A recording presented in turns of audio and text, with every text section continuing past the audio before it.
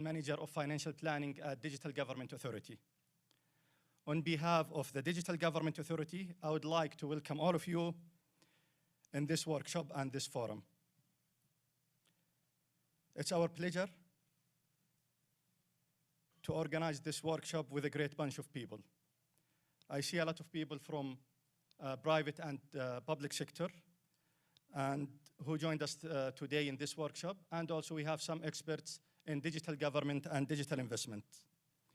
Maybe it's unusual to talk about investment in the government, but we believe at DGA that the government services should be provided in an innovative way and more efficient way.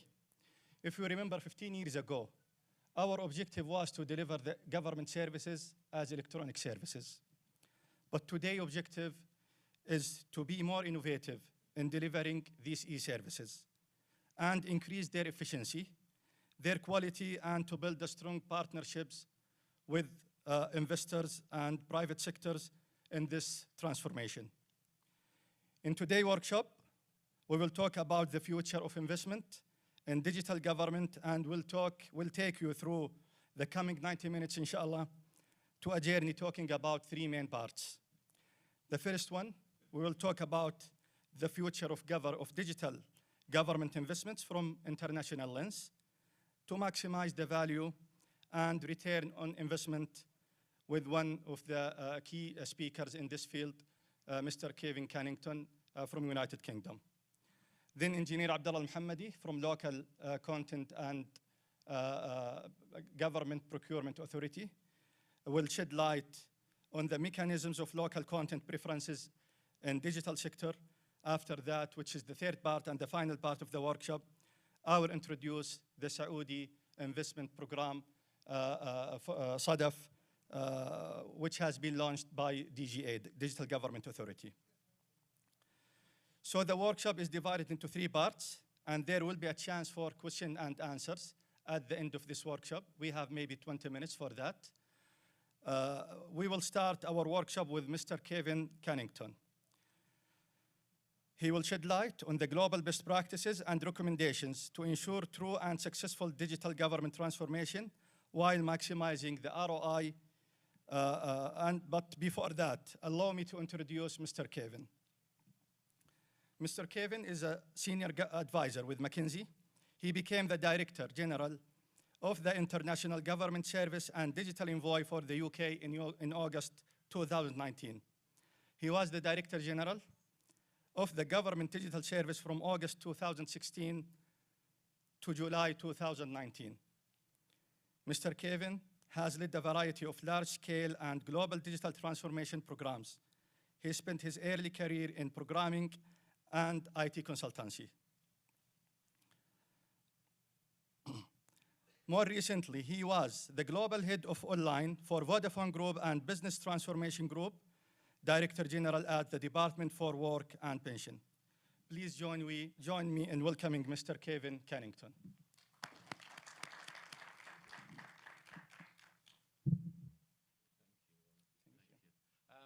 So good morning. That is, in fact, me. I better put my specs on so I look like the photo. I just wanted to point out one or two things, really. One is I've been very lucky. I got to run GDS from 2016 to 2019 when we were actually #1 in the world. And I'll share some thoughts with you as to how we got there. And secondly, I've had the last 4 years to rove around the world, talking to people like yourself, and we'll see some of the work we did later, in trying to understand not only what we did right, but also what we did wrong, and what we've been able to learn from others who have been similarly well positioned. So that's me. Oops, sorry. First thing here is to say congratulations to Saudi Arabia for going from number 52 through to number 31 in the world.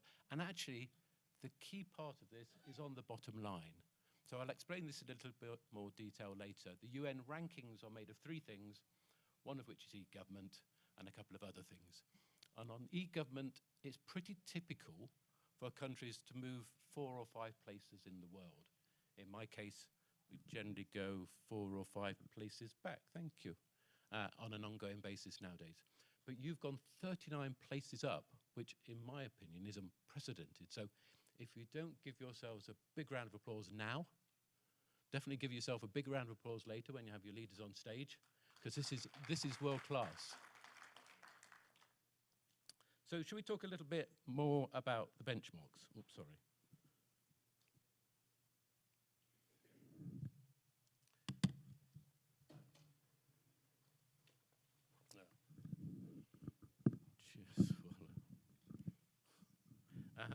The UN benchmarks comprise 3 elements. 1 is e-government, 2 is your telecommunications infrastructure, and 3 is human capital index. I guess a lot of people don't really realise this.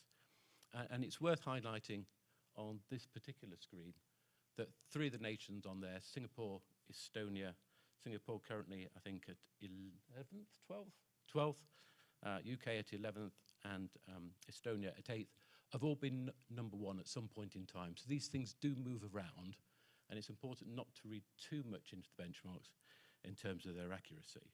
And I just wanted to highlight 1 or 2 things on this graph. The first is, it's no real surprise to see the US towards the top. You'd expect that. They're a highly technical country, but they actually score better on e-government than they do on their telecoms infrastructure, which is at least a bit of a surprise for me. It's no great surprise to see Denmark and Korea up there. Korea have had probably the best telecom infrastructure for a very long time. They were the first people to introduce gigabit fibre to the home. I'm going to talk on the next slide in quite some detail about UK and Iceland. We are currently tied on e-government, and Iceland beat us on their telco, and I'll go into some detail as to what I think might be behind that. And it's worth noting that Estonia is the only country in the world with a perfect score on e-government of 1. The rest of us are around 0.8, 0.9. This way. I wasn't expecting that. Okay. So in this graph, we're trying to point out there's kind of 2 methodologies. 1 is you try and figure out what's in the benchmark and follow it. 2 is you try and address the fundamentals and get ahead of it. And the answer to being successful is to do both. And if I talk about the UK, so in 2014, we were number 7 in the world, which is roughly about where we've generally been. In 2016, we went to number 1. And actually, I think it's down to the following. So we've been doing things generally pretty well in the UK to be 7th. We've done a lot of things like make tax digital. We carried out a lot of welfare reform. We have the world famous gov.uk. But in those first 3 years of digital government, we managed to develop 25 applications, which is pretty much where most countries are. Most countries start by developing a limited number of applications, about 20, 25 over the first 3 years, because it takes that long to get the standards in place and all the hosting you need. In parallel with that, though, we set up some digital academies. And the role of the digital academies was mass education of people like yourselves. Pretty much every colleague in government, from HR, policy, through to operations, and indeed technology. And we trained 5,000 people over the first 3 years in parallel with developing 25 applications. The net result of the next 3 years was we went from developing 25 applications in the first 3 to 800 over the next 3. And that is, I think, the tipping point that made us go from number 7, our typical position in the world, to number 1. We just had this tsunami effect of mass education, creating a whole body of people who helped us scale from being actually quite a small boutique into quite a big organisation. To talk a little bit more about UK and Ireland, I'll give you some. With the World Cup coming, he says, with the World Cup coming, this is a game of 2 halves, if that analogy works. No, it doesn't, does it? It works with some, but not with everyone. So if I compare and contrast Iceland and the UK, and I know Iceland well, I've spent quite a bit of time with their chief digital officer. Iceland's only an hour and a half north of the UK, so it's quite close for us. If you count the number of digital services that we have, remember this is a maturity index, the UK has 7,671. Seems quite a large number. Iceland, in comparison, has 20. They're really still at the start of their journey. Before they were 5th, 2 years ago, they were 12th. In terms of digital staff, the UK has 23,000 digital staff. We know exactly how many we've got. Iceland have got roughly 1 to 200. In terms of digital suppliers, the UK has over 10,000 SMEs in the UK currently supplying government. Iceland has something like 10s or 20s. So at one level, the UK looks much further ahead if you were to look at these benchmarks. At another level, though, the UK critically does not have national identity, national digital identity, and Iceland does. And that's a big driver in helping you to transform. And at another level, I would describe Iceland as still being what I describe as in the bubble.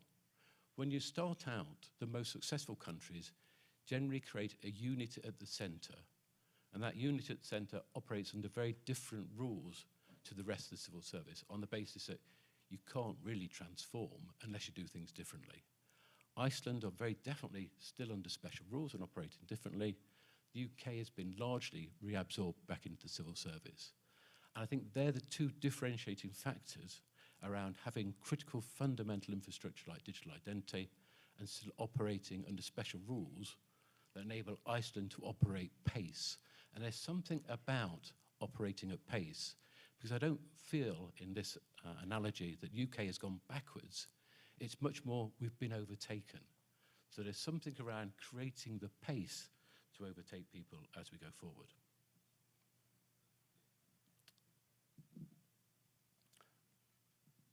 So this speech is all about where to invest, and what I'm going to give you an insight on over the next minutes is what the top nations think are the main blockers and where I think you should spend your money for the biggest bang. So we decided to do things differently. The top countries have met many times in smaller groups, but not previously had one of us stepped up and said, I'll take responsibility for talking to all of us and collecting what we think and writing it down in the form of a report. And that's what we did. I spoke to everybody one-on-one, so this is a peer discussion across 7 of the top nations. We used a very specific methodology, which is a UK methodology that was really designed to assess departmental transformation. It's called the 7 lenses of transformation. And some of that worked well and some of that didn't really apply. But the point was the methodology was designed to be discursive. It was there to have a conversation. It's not meant to be prescriptive like the benchmarks. So it gave us all a chance to speak to each other one-on-one as peers and say, what went well for me, Kevin, was this, and what didn't go well for that. And I could respond by saying, you know, we had exactly the same thing, or we had something very different. And on the bottom of the slide, which I'll have to try and read by looking backwards, we did all that work last year. We produced a report just before Christmas. A number of the blockers are not able to be resolved by the Chief Digital Officer. They have to be resolved by the CEOs of the civil service and by finance colleagues. So following the report, we went and met with all the CEOs in Singapore in January and said, what are you doing about these things? And good news with the CEOs was they agreed there were issues. The less good news was we weren't quite clear how to fix them, but nevertheless, we agreed there were issues. We then had a whole host of follow-up workshops on some of the specifics in digital to establish best practice. Then we went and met with the finance guys and said, on the back of the success with the CEOs, these are the problems that you're creating for us. What are you going to do about them? And the response was less positive, and I'll talk about less positive in a second. And then we all met together, actually about a month ago in Ottawa, to go through the findings and to go through another set of kind of learnings in order to produce another report next year. So that's where we are as a set of people trying to work collaboratively together. These were the 7 key findings. Vision's interesting because normally departmental transformation visions are one of the things that let you down. They're generally not good enough. They're generally quite hard to explain. They're quite difficult to imagine, they don't control the detail. In global or in central government visions for digital, they tend to be quite samey, honestly. They all look the same. There's a great quote in here, and it's not me, but it actually could have been me. And they said, their strategy contained nothing objectionable, but equally nothing actionable. And that kind of sums up a lot of the strategies. They talk about things like user-centered design, citizen digital identity, data-driven approaches. I think use the same terminology we do, support for life events, and better tools for civil servants, but they are pretty samey.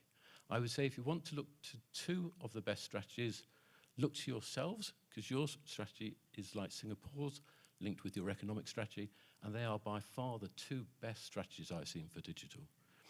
If you're not going to do that, just copy somebody else's, would be my opinion. But more importantly than vision, we found out that the most important thing was to be able to execute it.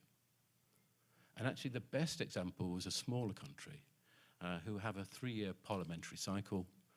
At the start of that 3 years, they sit down with each of their departments and agree what the departments will do to support that strategy. They agree measures for how they're going to measure that they're doing that. And at the end of the year, their departmental CDIOs get bonused on what they've done. And that was by far, I thought, the most efficient, most precise implementation plan I'd seen across all of the leading nations. So that's vision. Digital identity is the great divide. And I'll talk to it at some length later on. You either have it and you're away and you can do transformation, you can do life events, you can bring all your disparate data silos together, or if you don't have it, like the UK, like some big countries like the USA, you can't move forward. You end up just doing digitization of simple systems and you're really quite fundamentally stuck. So digital identity is the great divide. It's not as easy as it might seem to implement it, and again, I'll talk to that all in some detail later.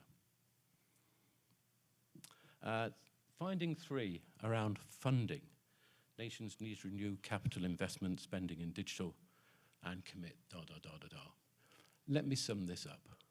Kevin, we gave you a lot of money 5 years ago. Do you need even more money this time? Because we'd rather keep the money for climate change. And the answer is, yes, I do need even more money this time, because it doesn't work like that. We've still all got huge legacies. The UK's legacy is about £2.5 billion worth of legacy systems that we need to remove from the infrastructure. We estimated it would take us about 15 to 20 years.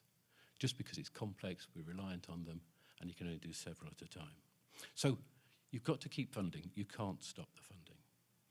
Finding 4 was equally about funding, and we didn't ask any questions about funding in the methodology, because normally when you do a departmental transformation, the funding's guaranteed. That's kind of where you start.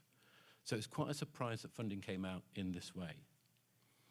And part 1 of this funding problem is what I call bridges and tunnels, bridges, tunnels and railways. Treasury, finance departments think that if you put together a 5-year plan to build a road, a bridge, a tunnel, you don't need to make any changes to that plan. And they are absolutely correct, because we know how to build bridges, roads and tunnels, mainly. However, if you're trying to change people's opinion and behavior towards unemployment, or for saving up for pensions, the outcomes are quite unpredictable.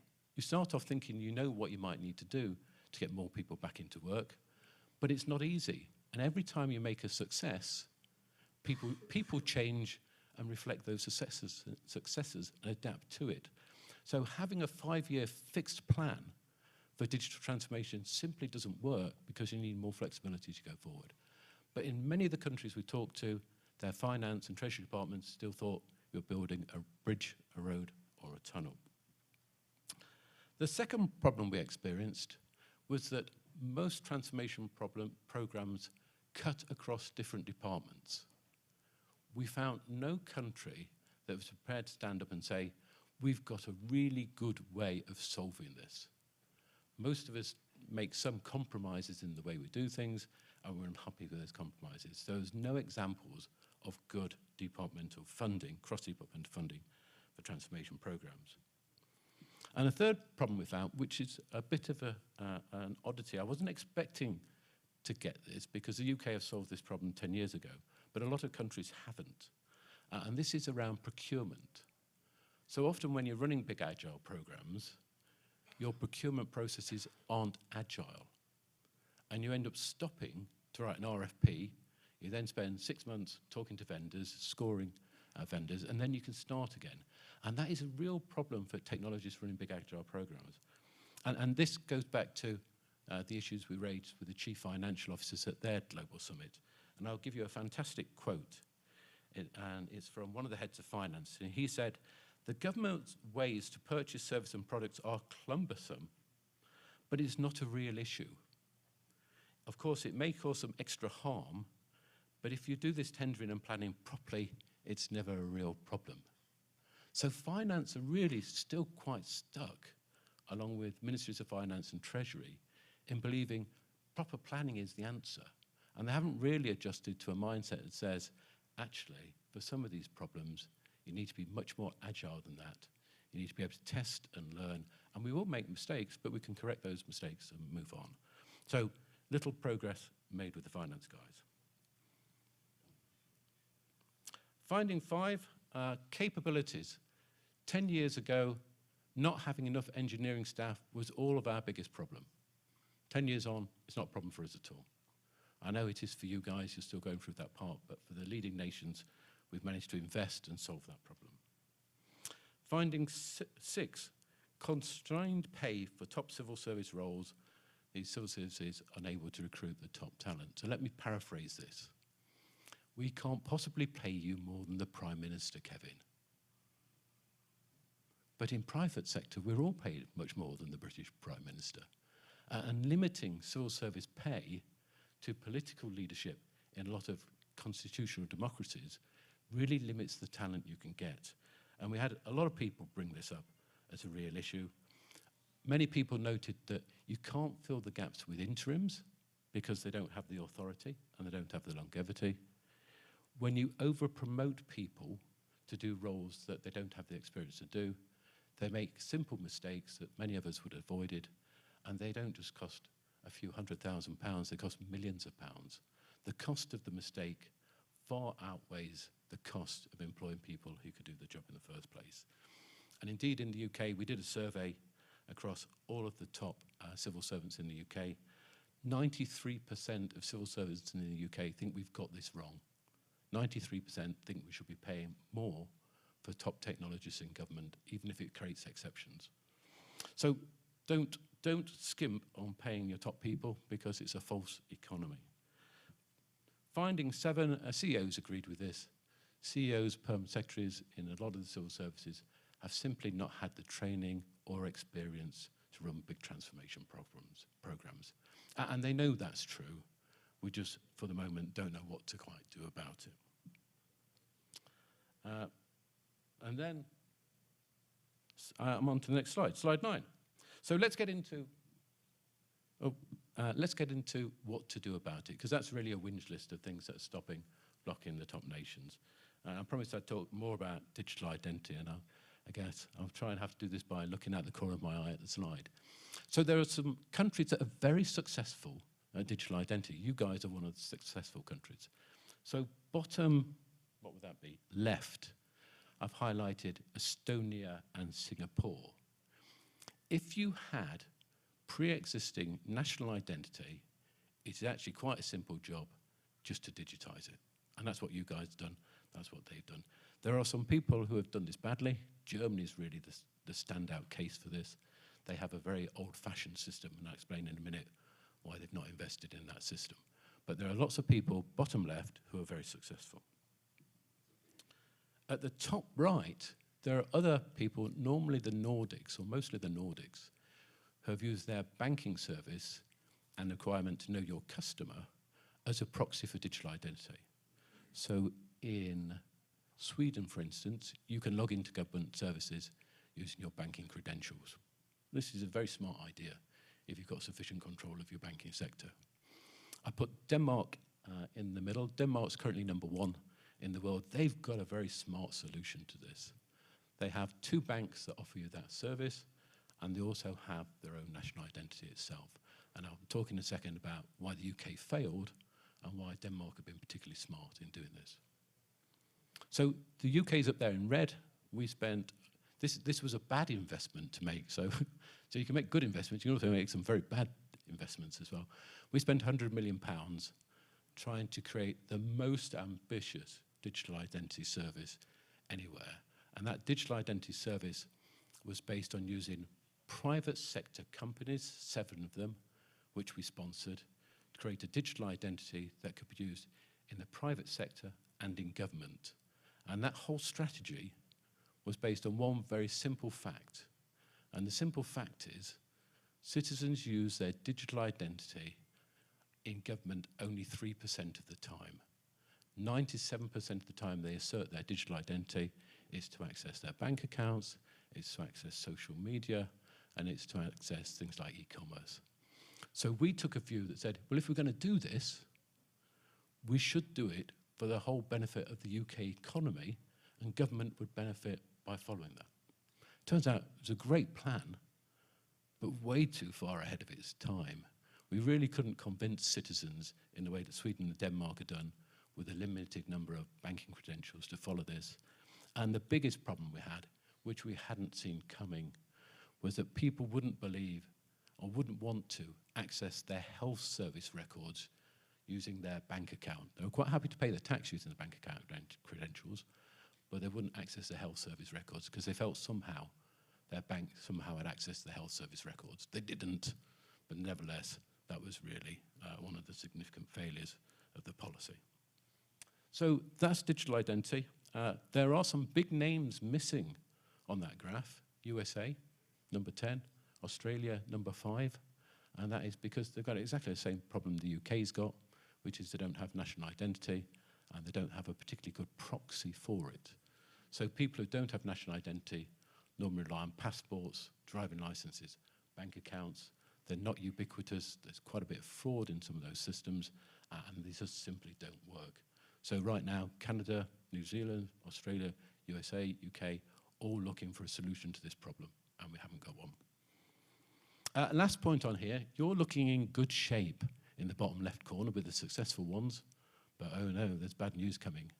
So this is all first generation digital identity. And the problem with national identity is in the title. It's national, and it's not interoperable. So it's like owning a passport that you can only use in your own country. So Estonia's got a fantastic ID system, but you can't use that in Germany. Same with Germany. Good ID system, but you can't use it. And this is a problem for people like Singapore, where they have a large number of migrant workers, because it's hard to register them. It's a massive problem for the European Union, because the EU is based on having freedom of movement of all their people across Europe, but you can't take your digital identity with you. So the Europeans are putting lots and lots of money into this right now to produce a second generation system based on blockchain, mobile wallets, to solve the problem of interoperability. So my advice to you guys, you're in a good place, but keep your eye on the Europeans, because they've got to solve it for 27 countries, 350 million people. When they do, it's pretty certain that will become the world standard for digital passporting. Last few slides. I'm not going to spend too much time talking about this because we have some experts in the room from your side who are going to talk about this in more detail. That is Canada's list of procurement guidelines. They published them last year. I wanted to highlight 2 things. One is they're still current, and 2, 10 years ago, that's verbatim what the UK wrote down as their procurement guidelines.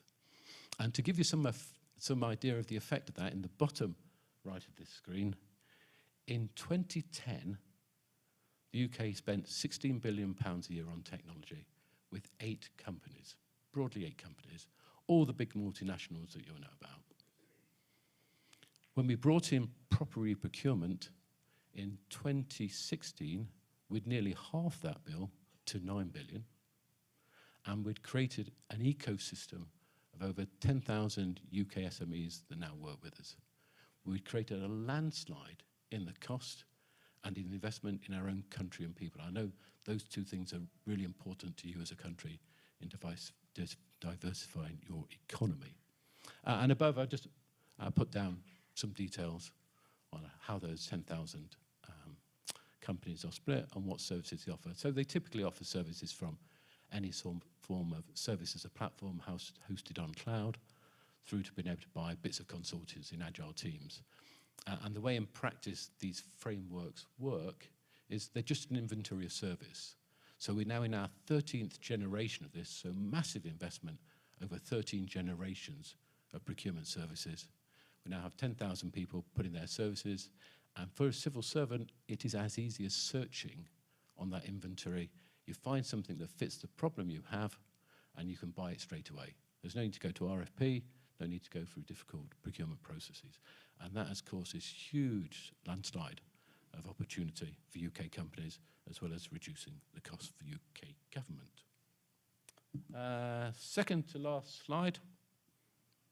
If you want a good joke to play on somebody from another country in digital, and try this on yourselves, say, how many data scientists have you got? There's only one country in the world that can answer that right now, and that's the UK. Nobody else has taken the time and trouble to figure out how many people they've got. And we did it because we'd got, well, we didn't know we got 17,000 people, but we knew we got an issue in pay, and pay was related to grade. And we couldn't recruit people, and we couldn't keep them. So we decided the way we would solve this is to figure out who we did have, what they were doing, and how we'd incentivize them to stay. And again, for us, this is a massive investment in creating what we call the digital data and technology framework. And don't whatever you do, create your own, just copy that one, because it works for everyone. We interviewed over 600 of our own technical experts, and we created job families that had 40 distinct roles, like product owner, delivery manager, user researcher, right through some of the more esoteric, like data ethicist and accessibility experts. And for each of those 40 roles, we generally assigned about 4 competencies, beginner through to expert, although they're not called that, they're called senior and lead. But for each of those competencies, there's a huge amount of detail saying how that competency is described, what you need to show to fulfill you've reached that competency. And every one of the 17,000 people at that time in the UK that we assessed was assessed against that job, that competency, and given a level of attainment. You're not there yet, you're there, you're ready for promotion. And all that helped us produce a framework for where people were. It helped us rationalize pay, which was quite important. And it helped us also build career plans for people. Now there's a little bit, this analogy won't work. In English we say, every cloud has a silver lining. And that's not an analogy that'll work in a very sunny country, I'm sure, but every cloud has a silver lining. And our cloud was Brexit. So when we were approaching Brexit, and I've said this now a few times out loud and not yet got into trouble with the UK government, so here goes again. When we were approaching Brexit, we were really quite worried that if we had a hard Brexit, our borders, our agriculture, our customs would change so quickly, we simply wouldn't be able to cope. So we needed to find out exactly where the 17,000 people were and what they were doing. And I needed to have a plan that said, if that event happens, we're going to take people out here, here, here, and here, and we're going to move their job, and we're going to get them to do something entirely different. We had a whole contingency plan for how we mobilized 17,000 people to deal with the problem of hard Brexit.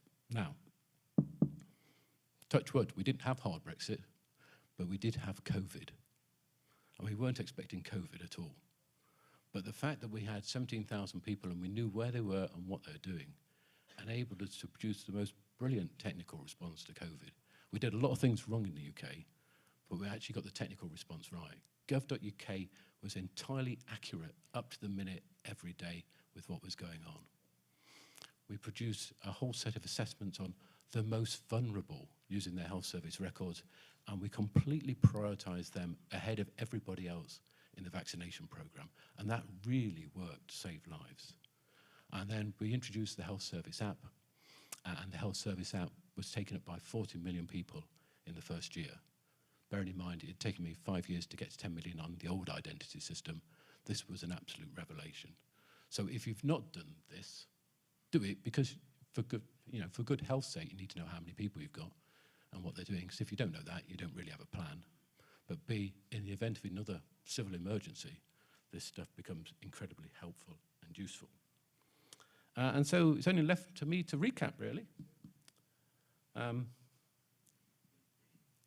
On vision and planning, yours is one of the best. Make sure it continues to be aligned to your economic strategy, but most importantly, make sure you can implement it, because that's where most people go wrong. You're in the lucky place of digital identity working, but bear in mind the second generation stuff is coming, so keep your eyes on the EU. On funding, most people have got a lot more progress to be made, but news on your part is you're already developing your own digital marketplace. And the final one, capability. So I'm going to say this and I'm going to repeat it. You can never over-invest in your own people. You can never over-invest in your own people. So make sure you give them great training, like the capability framework or like the Digital Academy, which we talked about. Make sure you lay out their career plans for them, so they're going to stick with you for longer than a few years. And most importantly, it says, make sure you pay them. And it turns out to be quite important. So with that step, hopefully I've given you 2 or 3 top tips to take you to number 10 in the world, into number 10, your ambition, and hopefully there to number 1. How's that? Thank you.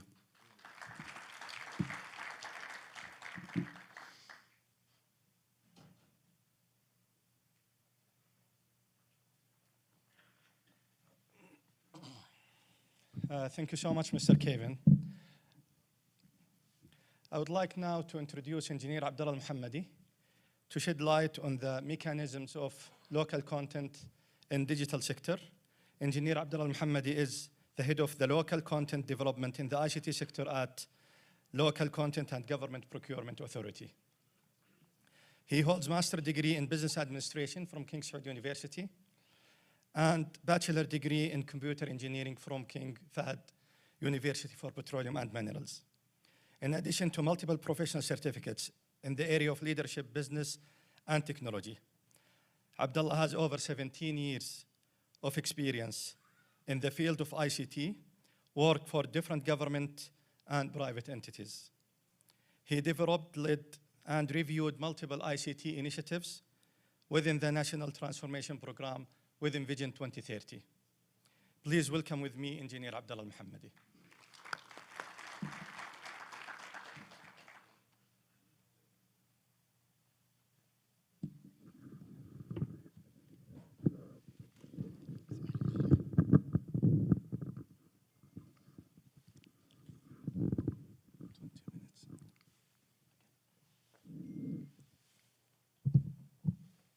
بسم الله الرحمن الرحيم. السلام عليكم ورحمة الله وبركاته. Good morning, everyone. It's really an honor to be here and to present the local content preference mechanism. And I would like to express my sincere thanks to Digital Government Authority for conducting this forum. And thank you all for attending this workshop. First of all, if we take a look into the IT market size in the Saudi Arabia, we can see clearly that the IT market is pretty big. Total spend in 2021 was 73 billion Saudi riyal, and the annual growth rate is 9.2%. And it's forecasted that the market will grow and reach over 200 billion Saudi riyal in 2025. However, if we get a closer look and zoom in into the IT market size in 2021, we'll figure out that out of the 73 billion Saudi riyal, only 27.5% was the contribution of the IT market to the local content. Or in another word, only about 1/4 of the total market size remains in the KSA economy. These numbers give us the motivation to work hard to leverage the local content in this sector, especially if that we are in Saudi are very advanced in adopting the technology, and we do have all the capabilities and potential to lead the world in the digital industry.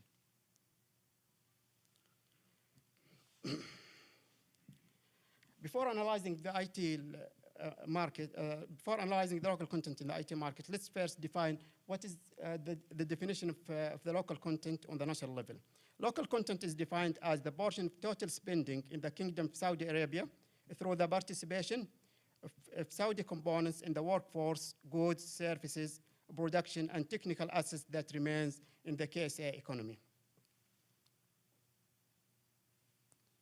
From this perspective, Local Content and Government Procurement Authority, LCGBA, was established on 27th of December 2018 by Royal Decree, with the aim to develop all local content aspects for the benefit of the national economy, as well as to improve and monitor the government procurement operation to realize the development and financial objective aligned with the national vision, strategy, and plan.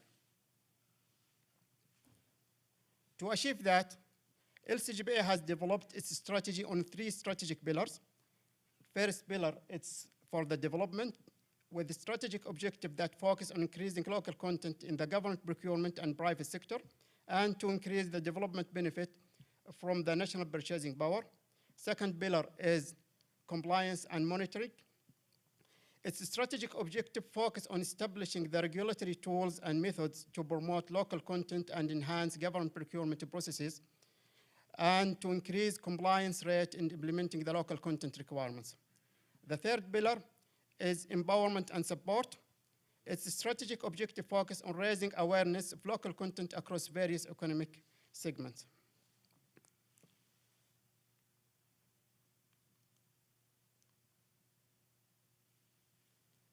On the context of this workshop, we'll shed the light only on the strategic pillar of the development, which is the strategic objective of it is to increase the local content in the government procurement and private sector, and to increase the development benefit from the national purchasing power. On this pillar, LCGBA has developed 6 local content preference mechanisms. These mechanisms have been developed in cooperation with all relevant entities and was approved by Council of Ministers to get it embedded within the new government procurement law. This mechanism, as shown in front of you, the mandatory list is the list of the national product that the contractor is required to adhere to. The mechanism is applicable to all contracts whose scope of operation includes product on the list. A price preference is used to grant national product a price preference by adding 10% to foreign product in the government tenders. Minimum local content threshold. It is the minimum local content spend that should be achieved on the project by the contractor before the end of the contract. Local content score and commercial evaluation mechanism. This mechanism is applied on high value contract. Mainly it allocates a weight of 40% of the financial evaluation for local content during the evaluation phase of the offers.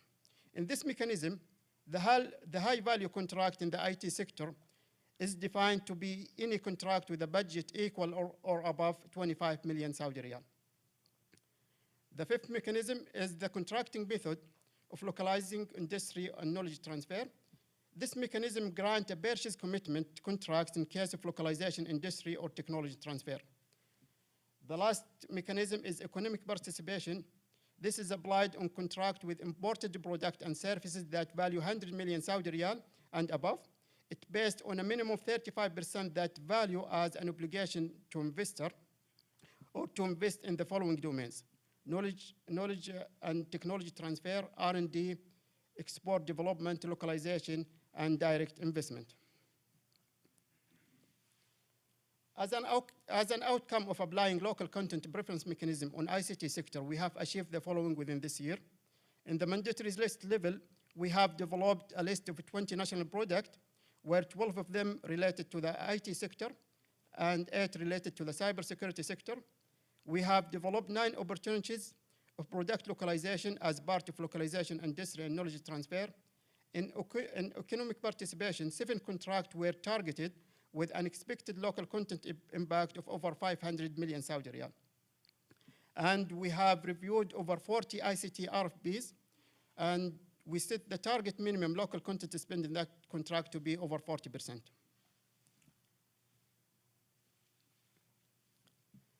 At LCGBA, we understand the unique characteristic of the ICT sector For that, we have shaped a dedicated and detailed local content strategy for the sector.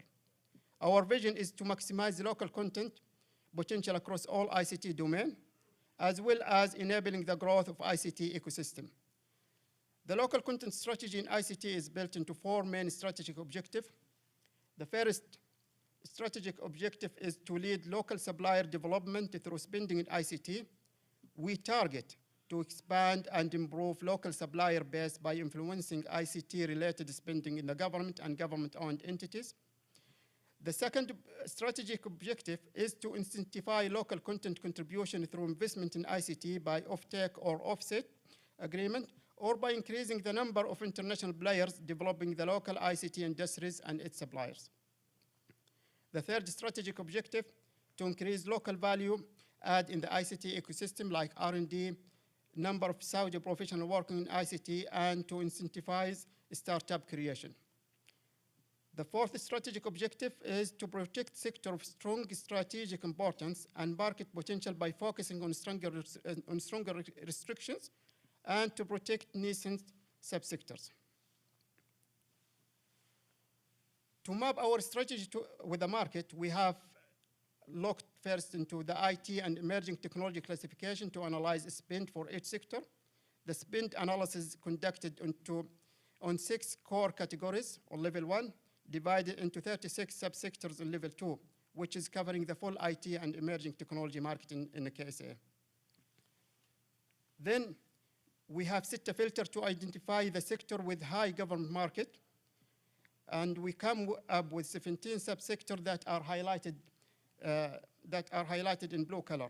We noticed that the major government demands come from data center hardware, network hardware, e-government platforms, and business software.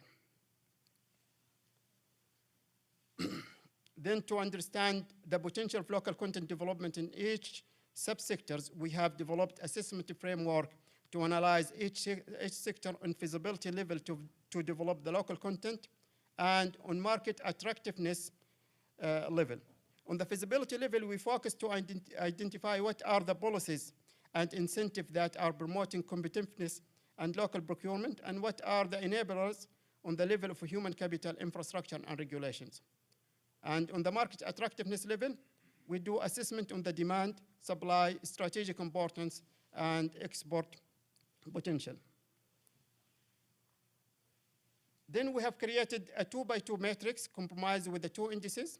Market assessment is placed on the y-axis, and feasibility assessment is placed on the x-axis. These indices are used as input for prioritizing the gaps and areas for the local content development, which will support us to identify which of these sectors has higher impact and we can give the higher priority of implementation, and which one has the high market attractiveness but requires an incentive or policy adjustment, and which one has the supporting policy and incentive but requires an action to stimulate and enhance the market.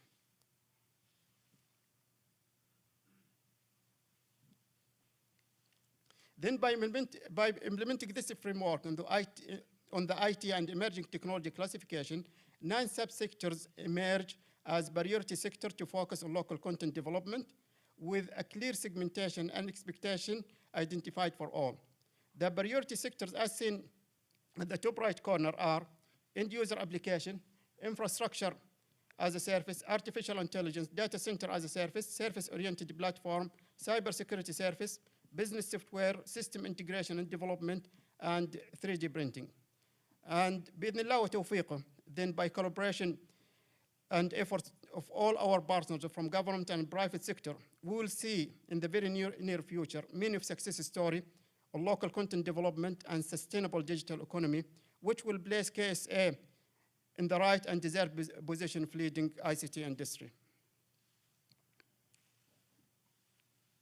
With full of honor, I would like to conclude my speech by the quote of His Royal Highness, Crown Prince Mohammed bin Salman.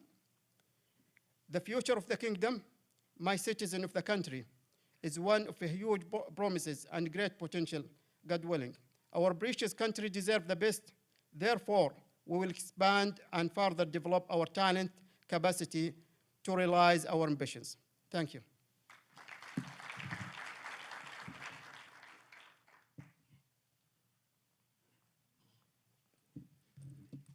Thank you so much, Engineer Abdullah. Now to the third part of our workshop. I will introduce SADF program, which is the Saudi Digital Investment Program. We call it SADF. From what we have heard from Mr. Kevin about the international practices, benchmarks, and lessons learned, and what Engineer Abdullah Mohammed said about the local content, our national agenda and strategic direction on the local content, DGA has worked on separate multiple initiatives.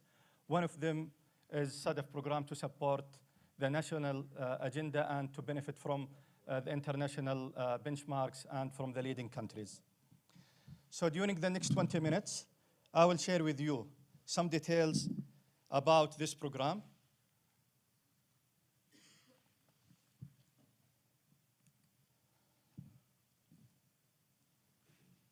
That has been launched this year. I will be talking about the foundation of the Saudi digital investment frontier, SADF, or shelf, if you would like to know the exact meaning of the term.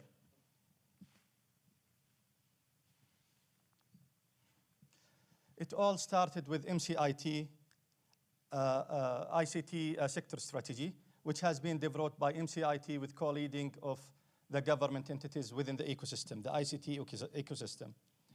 It defined the overall ICT sector strategy with 3 clear themes: improving the effectiveness of infrastructure, increasing the local content, and grow emerging tech market, all serving the wider government and resulting in positive impact on the services and economy. Then the DGA was formulated with a very clear mandate to execute the ICT sector strategy and drive the national digital government transformation agenda. DGA holds 14 mandates. 6 of them are relative to our program, SADF. To achieve its mandate and aspirations, DGA developed the National Digital Government Strategy, which entitled 6 main pillars. One of them is focusing on efficient investment. Comprises the following objectives: maximizing the value through digital delivery, and optimize the private sector participation, where our program is focusing on and serving these 2 objectives within the National Digital Government Strategy. Throughout the way, the digital government faces several challenges which needed immediate attention. Cohesive government, overall lack of coordination on digital government, investment planning leading to duplicated efforts, diluted strategic impact, and lost investment opportunities. Government demand channeling, lack of mechanisms available to effectively channel captive government demand to the private sector. SME and startup ecosystem. We have some challenges here. Underdeveloped SME and startups enabling ecosystem limiting ICT sector growth. There is lack of innovation in the ICT sector due to low participation in high value segments of the value chain as well. The data availability, lack of consolidated sources of reliable market information, and communication limiting smooth market functioning, creating duplications. Access to finance. General lack of access to capital for ICT vendors, especially for SMEs and startups, driven by conservative and underdeveloped capital market. Talent availability. The limited human capital market, preventing the private sector from attracting and retaining and developing the ICT talents. Supply and demand gap. Limited availability of local supply across the spectrum of the ICT, goods and services, limiting the ability to procure locally to meet digital government demand. Of course, we did a benchmark. I will not talk more about it because it's been covered by Mr. Kevin this morning. Just from the study and analysis of the leading countries in the digital sector, we see all of them are focusing into 3 major things. The first one, having robust regulatory framework. So it's very important to enable that transformation, the digital government and digital investment. Most of the countries are providing some grants to the government contractors, and most of them have some ICT clusters to enable the partnership between the private and public sector. On 9th of March 2022, and as part of announcing the NDGS, the National Digital Government Strategy, DGA also announced the Saudi Digital Investment Frontier, SADF program. So let me talk about the program and what we are trying to achieve through it. We have set a clear vision of the program. Our vision is to be the digital investment gateway for public and private sector driving sustainable digital economy. We also defined a set of clear aspirations, which will always be our starting point and ending position for what we want to achieve in this program. The first one, enhancing the digital government financial planning. Everything starts with the planning phase.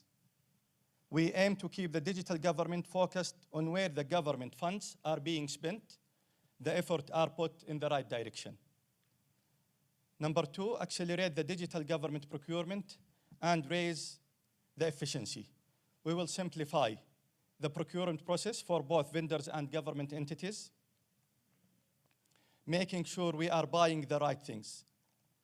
Improving the quality of the vendors providing and supplying digital products and services is also one of our key objectives, to make sure that only qualified vendors are participating in the digital government projects, increasing the contribution of the SMEs in the digital government businesses, thus giving the chance to the smaller companies to participate and benefit from the government projects.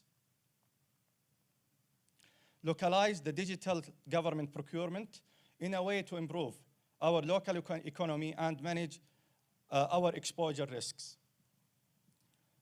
Foster foreign and domestic direct investments, which will benefit our economy and attract the right investments and give the full support to the emerging tech, which will result in better government service and position. Of course, the program will impact almost all the stakeholders. You are our stakeholders, from the government entities to the private sector, to the citizens who are the end users, also to the investors within and outside the kingdom. And we will be happy and glad to have strong partnership with all of you. SADF program has 6 components. So it's structured in a way to make sure we are delivering value in every step in the way. The program consists of these components: the financial planning, which aims to work with the concerned partner government entities and entire other entities to enhance the way of ICT budgeting is performed in the government. So we aim to define the overall operating model, guidelines and templates to be used, and consultation required for each entity. We are working strongly with the key entities in this field, Ministry of Finance and Expro as well, in the financial planning for digital projects. The digital procurement is another component or work stream in this program. We aim to define how the government entities will put the digital product and services. We also aim to sign a number of national frame agreements, which will lay the ground for the digital government to establish saving and accelerate their procurement and deliver results in much faster manner. SADF Center of Excellence. We have established one of its kind center, which will be the platform for collaborating with the private and public sector and promoting the government opportunities and trends for the private sector to come and to introduce their innovations. Moreover, the center equipped with the latest technologies and trends which set the tone of where the digital government is heading towards. Vendor classification. We are working with the leading government entities on developing a clear criteria for classifying the vendors, working with government entities. This will be supported by the right automation tool for both DGA and the vendors, keeping the process seamless and smooth. Investments and partners. We are also working on developing the digital government investment strategy, focusing on creating opportunities for the private sector to investment in digital ICT market within the digital government. Change management is one of the key components of this program as well, considering the magnitude of the stakeholders' ecosystem within our program and the level of change we are aiming to drive. In the digital government and market, we are looking to over more than 450 government entities and over 3,000 companies working and delivering their services with the government. And we are working also with all government procurement professionals in the government.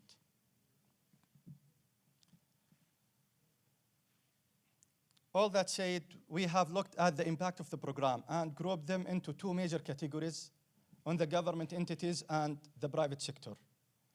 For the impact on the government entities, we are looking at four major areas, which are better planning, which involves maximizing the return on investment and looking at diversified funding opportunities for the government projects, government budget, PPP, and others.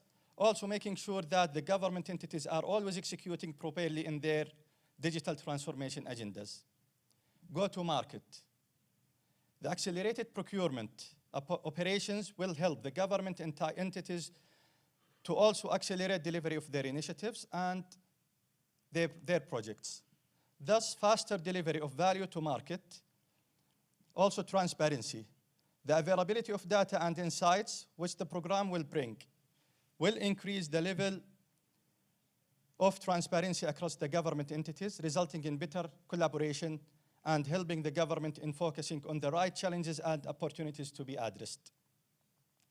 Talent.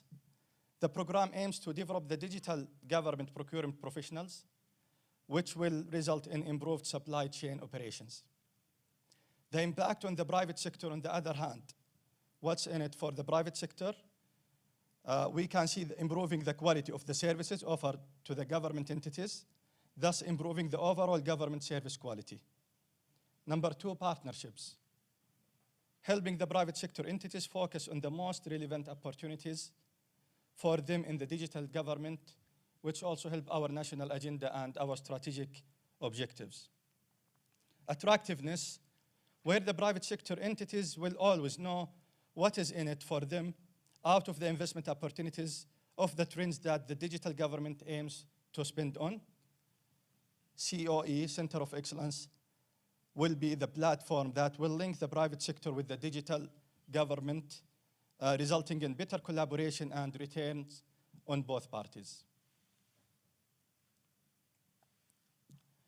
Last but not least, to keep ourselves honest and to measure the success of the program, we have defined a set of KPIs, which will always measure ourselves against till year 2025. We have three key measures. The first one, we are aiming to reach 70% of the digital government procurement through the national frame agreements. We are aiming to reach 72 of the government spend to be based on service-based, not asset-based. So we are encouraging the government spending and the government entities to move from asset-based delivery model to service-based delivery model. 10% of SMEs contribution should be done, inshallah, by 2025 in the digital government procurement. We have started our journey this year. It's a long journey. We have the full support from our leaders, from His Royal Highness, from the government leaders as well, and with partnership with you, with all of you as public and government sector, and also as experts in the field. Inshallah, together, we will make huge achievements during the coming 3 years. Thank you so much. Now to the last part of our workshop, which is question and answers. Maybe we don't have much time for that. We have 10 minutes. So we will take some questions for any of us as speakers. Then we can move those who have the badge for the symposium, for the forum, they can attend in the main hall, while others who don't have the badge can stay with us. We have live streaming on these screens. So it's the time for questions if you have any questions to us. يبدو لي الجميع مستعجل على حضور افتتاح المؤتمر.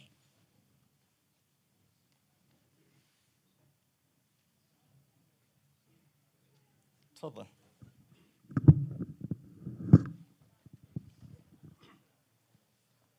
الله يعطيكم العافية جميعا. في استفسار فيما يخص الفندور كلاسيفيكيشن. الفندور كلاسيفيكيشن هل هو يشمل توضيح نقاط القوة والضعف لكل فندور في المجال اللي هو يعمل عليه، ولا مجرد فندور كلاسيفيكيشن من ناحية الاريا اللي هي كان سبورتد فقط؟ علشان يكون عندنا vendor classification we put criteria. So based on these criteria we will classify the vendors.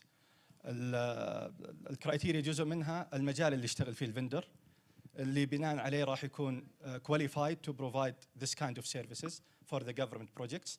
Also we are يمكن يعني مهتمين ببعض الجوانب اللي يعني تأكد على حرصنا على اختيار the right vendor، حتى مو بس تصميمهم في مجال معين، حتى قابليتهم وقدرتهم على تنفيذ مشاريع ناجحة للجهات الحكومية. كل النقطتين مأخوذة بعين الاعتبار.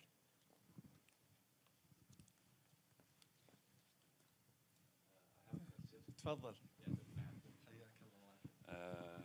اخوك بندر قمي، مدير الانتربرايز اركتكتشر في وزاره الموارد البشريه والتنميه الاجتماعيه. انا للامانه جزء من الاهتمامات حقتي من ناحيه البنيه المؤسسيه انه how to minimize the spending and how to invest in technology. It's okay to speak in English. Yeah. Is it okay? Your question to whom? To you or to everyone. Okay. Okay. Shall we introduce instead of the banking bayan framework for enterprise architect to help organization to invest and reinvest in their product? The first part of the question. Second part, there is a methodology called WASN. It's an interesting one from the DGA. Okay.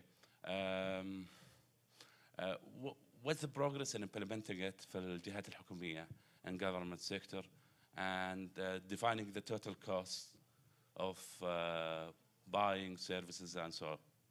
So these two questions. طيب it seems إنه الأسئلة لي للهيئة الحكومة الرقمية. طيب أبدأ بالسؤال الأخير.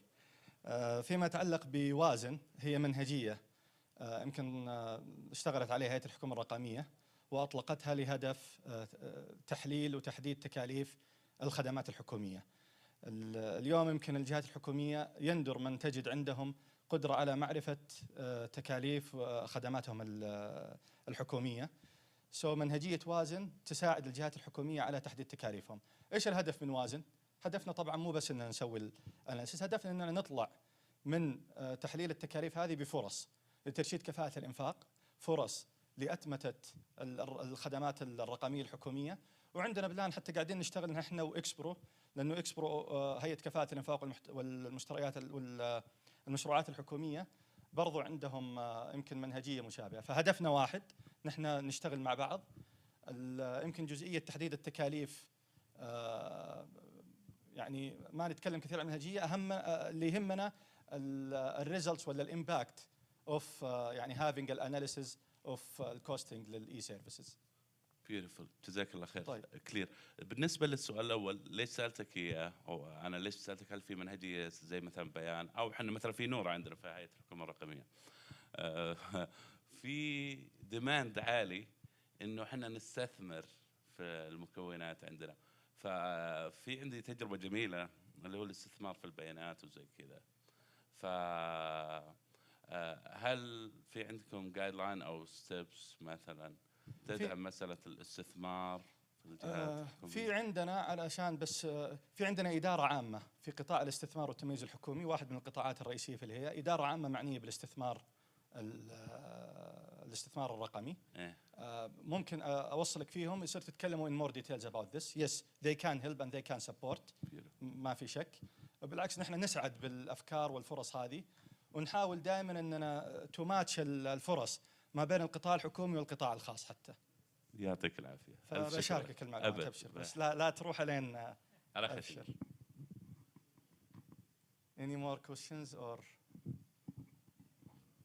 thank you so much. الله يعطيكم العافيه، شرفتونا وسعدتونا. نقطة يمكن نسيت أذكرها، راحوا أغلب الناس ما أدري إذا أدركوها، الباركود هذا موجود على أساس تقيمونه. فهذا لتقييم الورشة، سوري تو بي منشن يمكن في الوقت بدل الضايع. يعطيكم العافية.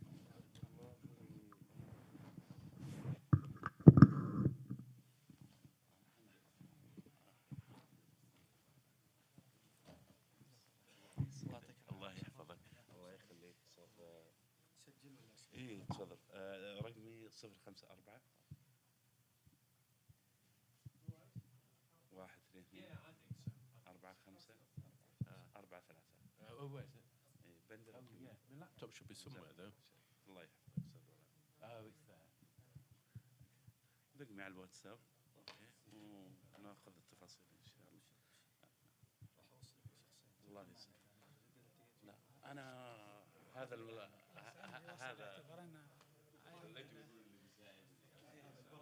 يا مال غنى. يا مال غنى. وعليكم السلام. حياك.